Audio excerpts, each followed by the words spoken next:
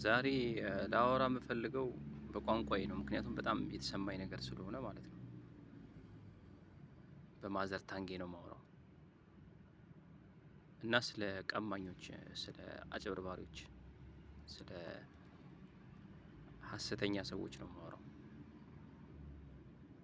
ማለት በድሮ ጊዜ ዛሬ 20 ዓመት አካባቢ ምናምን ስምህን አብዝተው የሚጠሩ ሰዎች ደጋግመው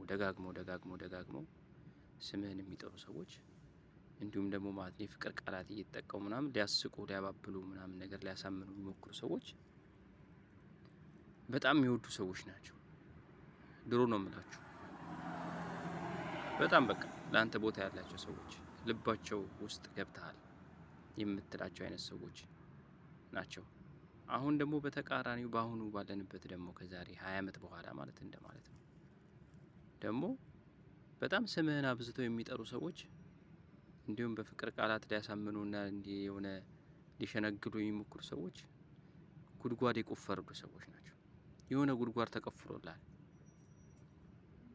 ቆም ብለህ ማሰብ አለብህ። በቃ እነዚህን ሁለት ምልክቶች ስታይ ስምህን በዝቶ ከተጠራ ደጋግሞ እንዲሁም የሆነ ነገር ደግሞ በቃ አንተን ለማሳመን የሆኑ ቃላቶች ምናምን ከተጠቀሙ በቃ ጉድጓድ ተቆፍሮልሃል ያለምንም ጥርጥር።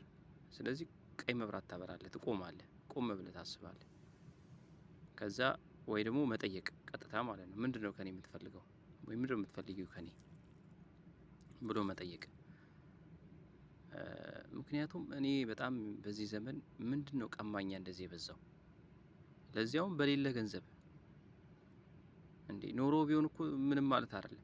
ሳይኖርህ ገንዘብ ባለፈበት ራሱ አልፈህ ማታቅ ሰው እንደው በቃ ዝም ብላ የሆነች ገንዘብ እንደው ለፍተህ ያገኘሃት ገንዘብ እሷም ያቺን ገንዘብ ለመብላት አሰፍስፎ ማለት ነው በፍቅር ቃላትና ስምህን ደጋግሞ በመጥራት ቀማኝነት በጣም ነው የሚደብረው።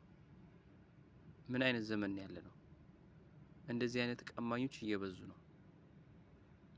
መጠንቀቅ ያስፈልጋል።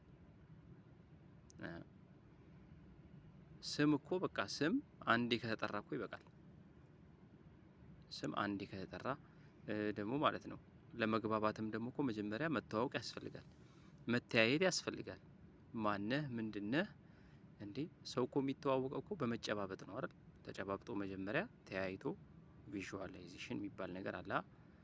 በዛ ተያይቶ ወይም ቪዲዮ ከሆነ በቪዲዮ ተያይቶ ማንነቱን አውቆ እንደው ዝም ብሎ ቀጥታ ምንም የማያውቁት ሰው ስምን አደጋግሞ እየጠራ በጨዋታዎች ምናምን ነገር አንተን የሆነ ሀሳብን ለመስረቅ ሞክሮ ምናምን ነገር ከዛ መረጃዎችህን ምናምን ነገር ላይ እንደዚህ አይነት ነገር እንዴ!